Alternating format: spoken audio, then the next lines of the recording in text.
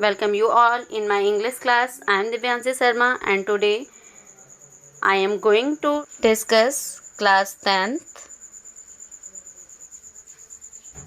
English First Flight book.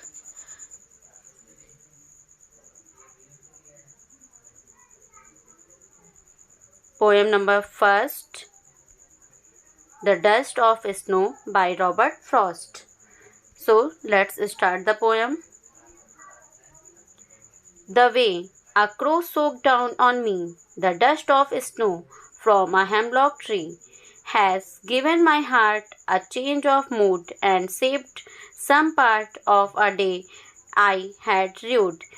तो यहाँ पर क्रो जो सिम्बलाइज कर रहा है बैड वुमेन को, मीन्स अशुभ चीज़ों को, और हेमलॉक ट्री जो है ये भी जो है बैड चीज़ों को दिखा रहा है, बैड वुमेन को जिसको हम अशुभ मानते हैं. तो यहाँ पर कवि ये कह रहे हैं द वे अ क्रो, जिस तरीके से एक क्रो ने, एक कौवे ने shook down on me the dust of snow, मेरे ऊपर बर्फ गिराई है, from a hemlock tree, means hemlock a poisonous tree, means उस पॉइजनस ट्री से जिस तरीके से उस कौवे ने मेरे ऊपर बर्फ को गिराया है. हैज़ गिवन माई हार्ट, उसने मेरे हृदय को अ चेंज ऑफ मूड, बिल्कुल मतलब परिवर्तित ही कर दिया है. And saved some part of a day I had rued का मीन्स होता है हेल्ड इन रिग्रेट, मीन्स वो पश्चाताप में था या दुख में था. तो कहना जिस तरीके से कौवे ने मेरे ऊपर बर्फ़ गिराई है हेमलॉक के पेड़ से, उससे मेरा दिन ही चेंज हो गया है. मेरा जो मतलब कवि यहाँ पर पहले सैड होता है और जब कौवे के किसी भी मोमेंट से उसके ऊपर जब बर्फ़ गिरती है तो उसका मूड बिल्कुल चेंज हो जाता है और वो हैप्पी हो जाता है. अब यहाँ पर the way a crow shook down on मी, अब ये यहाँ पर ये नहीं बता रहे हैं कि कवि जो कौवा है उसका कौन सा एक्शन था कि वो पेड़ से उड़ा था तब बर्फ़ उसके ऊपर गिरी थी, या जो है उसने कुछ अपने पंखों फड़फड़ाए थे तब उसके ऊपर बर्फ़, कवि के ऊपर बर्फ़ गिरी थी.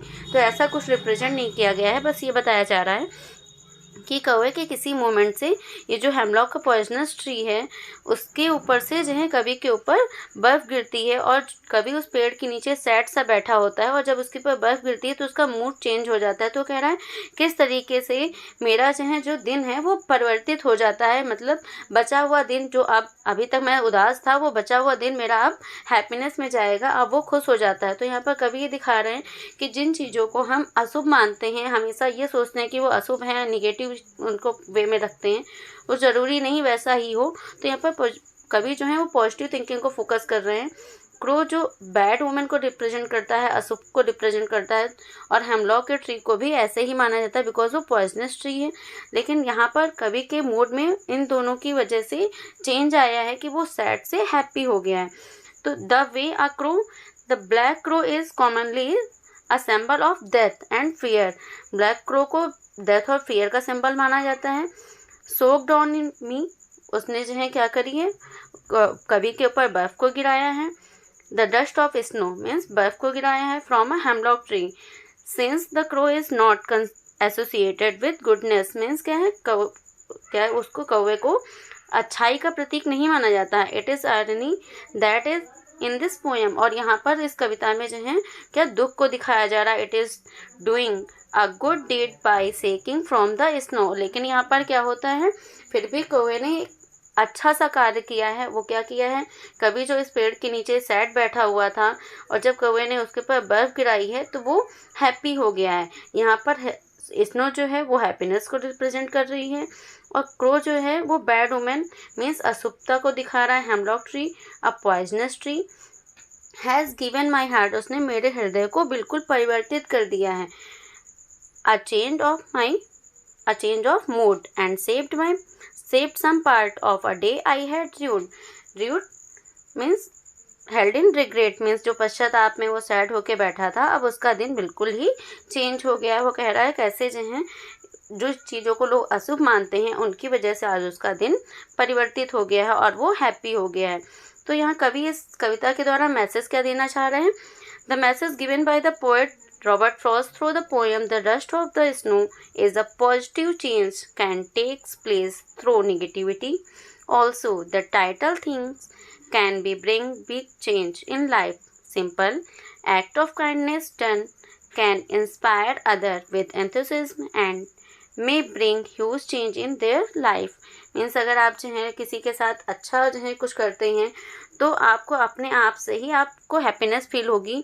और अगर हम जिन चीज़ों को मानते हैं कि उनको वो बुरी हैं, मीन्स लोगों के अंदर सुपरस्टिशन से होती है, जैसे अगर वो घर से कहीं जा रहे हैं और कैट ने उनका रास्ता काट दिया है तो वो मानते हैं कि अब वो बुरा होने वाला है, वो बैड वुमन का रिप्रेजेंट कर रहा है। बट ऐसा नहीं है, कभी कभी अगर हम उनको पॉजिटिव वे मिलें तो वो अच्छा साइन भी रिप्रेजेंट करती हैं। ये सब क्या है, सुपरस्टिशंस हैं। तो यहाँ पर कभी ये फोकस कर रहा है कि आप पॉजिटिव रहिए, पॉजिटिव सोच रखिए तो सब कुछ अच्छा ही होगा। So let's move ahead. Let's discuss the hard word.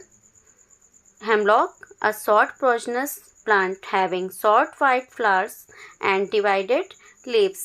Hemlock को जैसे अभी हमने बताया कि पॉइजनस पेड़ होता है तो और उसमें छोटे से वाइट कलर के फ्लावर्स होते हैं। Rude, to feel sorry about an event that had not happened. Duet means कोई ऐसी घटना जो हुई भी नहीं है बट इंसान मन में उस चीज़ के लिए सॉरी फील करता है और उदास हो जाता है। नेक्स्ट अब हम लोग लिटरेरी डिवाइसेस डिस्कस करेंगे। तो फर्स्टली जो है आपने देखा था जो फर्स्ट स्टैंजा था उसमें जो है जो राइमिंग स्कीम थी वो ए बी के साउंड में थी, और जो नेक्स्ट स्टैंजा था उसमें सी डी के साउंड में थी। मीन्स जो ए बी के साउंड में थी, crow rhymes with snow and me rhymes with tree, और उसके साथ साथ नेक्स्ट स्टैंजा में सी डी और सी डी राइमिंग स्कीम का यूज़ किया गया था इस पोएम में। नेक्स्ट जो लिटरेरी डिवाइस थी वो थी एलिट्रेशन।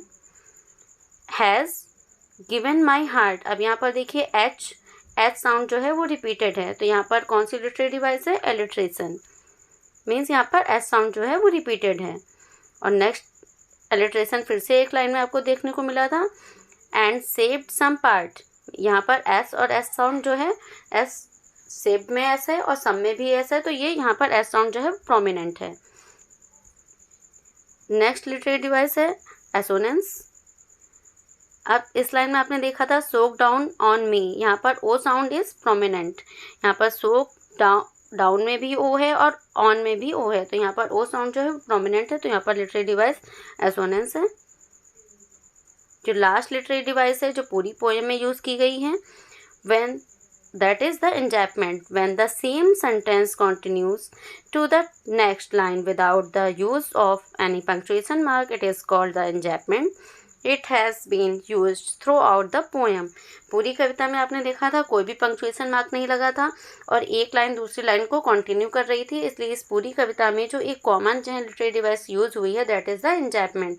मीन्स आपने जो पहला स्टेंजा देखा था the way a crow shook down on me, इसमें भी कोई जो है पंक्चुएशन मार्क नहीं लगा था। मीन्स पूरी पोएम में 4 लाइन में विदाउट पंक्चुएशन मार्क वो स्टेंजा कवर किया गया था। तो यहाँ पर पूरी पोएम में एक कॉमन लिटरेरी डिवाइस है दैट इज इंजैपमेंट।